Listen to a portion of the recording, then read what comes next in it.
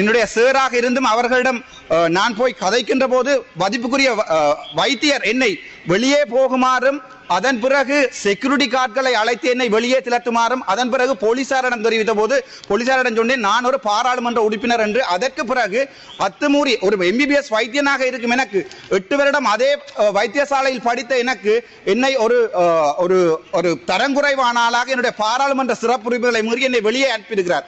அது தவிர எனக்கு மேல் வழக்கு கூட பதியப்பட்டிருக்கிறது. இது மக்களுடைய நியாயங்களை கதைத்து என்னுடைய 19வது வழக்கு என்பதை பாராளுமன்றத்தில் என்னுடைய தனிப்பட்ட வழக்கு அல்ல, வடக்கு கிழக்கில் இருக்கின்ற தமிழ் மக்களது குறைகளையும் அரசாங்கம் இதுவரை காலமும் புகட்டு அரசாங்கம் செய்த அநியாயங்களையும் ஊழல்களையும் கதைத்து எனக்கு வழங்கப்பட்ட 19வது வழக்கு என்பதையும் தெரிவித்துக் கொள்கிறேன். என் உயிர் இருக்கும் வரை தமிழனுக்காக வழக்குகள் மட்டுமில்லை நெஞ்சில் சூடுவென்பது கூட தயாராக இருக்கிறேன்.